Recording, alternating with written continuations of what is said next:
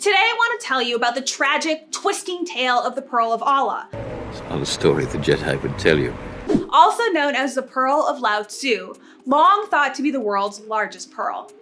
Our story begins in 1934 when the pearl was found nestled in the maw of a giant clam off the coast of the Philippines. The diver that saw the first flash of white out of the corner of his eye was lured in by its luster and was later found drowned with his hand trapped inside its tightly shut mouth. After the diver was brought ashore, the local chief and his men pried the killer clam open and found the largest pearl ever seen. All of this is the word of Wilburn Cobb, a pathological storyteller, but more on him later. The pearl weighed 14 pounds and was glossy white, a common characteristic of non-nacreous pearls. It kinda looked like a lump of chewing gum, or at least I think so. The chief, on the other hand, saw the face of the Prophet Muhammad in its wrinkly surface. Thus, this pearl held tremendous significance beyond just its size. Enter Wilburn Cobb. He was on a trip in the Philippines at the same time all of this was going on, and when he caught wind of a giant pearl, he had to see it for himself.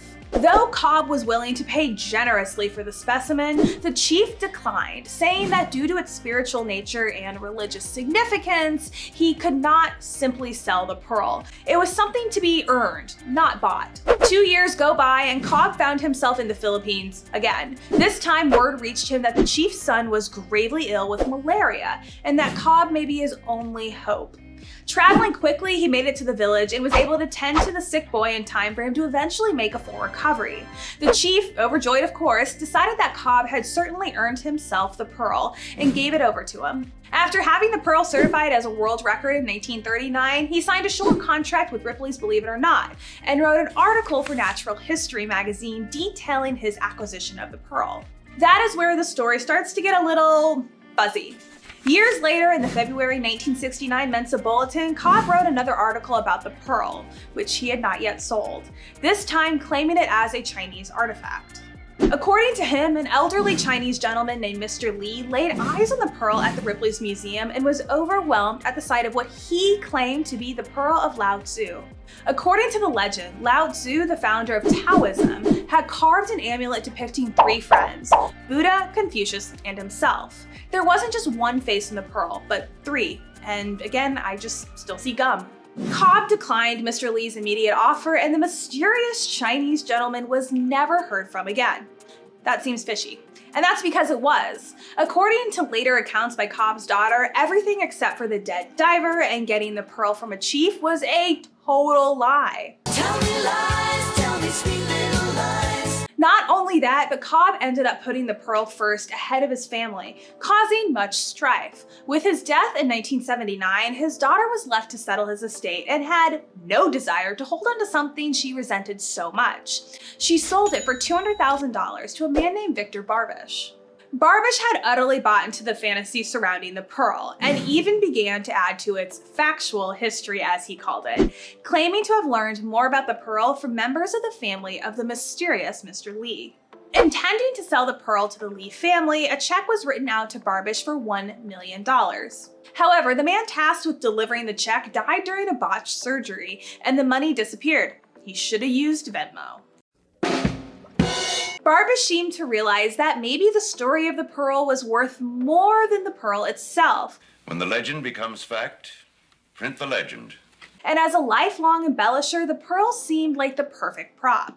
His name was put in the Guinness Book of World Records, and he used the pearl's leverage to convince people to invest in the pearl, to help finesse many a supposed blockbuster deal that was oh so close to being finalized.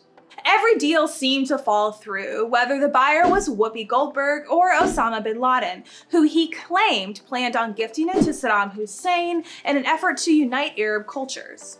By 2005, Barbash seemed to have had enough of the shadiness surrounding the pearl, much of it self-inflicted. Deciding that it was meant to bring good into the world, he started the Pearl for Peace Foundation, a non-profit pledge to support law enforcement. But even after Barbash's death in 2008, there was so much money invested in the pearl that it was dragged through the court system for years, as various people tried to force the sale of it to get their money back. Today, the second largest pearl in the world is split in ownership between Peter Hoffman, the original broker who sold the pearl for Cobb's estate, and the Barbash estate.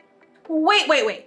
Did she just say second largest? That is exactly what I said. In the mid-2000s, a diver in the Philippines, I promise the story is different, found a monstrous 75-pound pearl and kept it under his bed for years as a good luck charm. After 10 years, he gave it to his aunt because it was very heavy, and she took to Facebook to see if someone could help her verify it. Though it hasn't been officially verified yet, it would certainly be record-breaking. It has been appraised by gemologist and appraiser Michael Steenrod to the tune of $93 million. So the pearl of Lao Tzu's time in the spotlight may be over very soon. The myths surrounding the pearl fabricated by Wilbur and Cobb and the blind fanaticism it stirred up may ultimately have been the cause of its downfall. Or maybe the pearl itself was doomed since its original discovery when its allure killed that diver almost 100 years ago. What would you do if you found a huge pearl? Keep it to yourself or get it appraised to try to sell it? Let us know in the comments below, and don't forget to like, subscribe, and ring that bell for alerts about future content. And of course, thank you for watching JTV.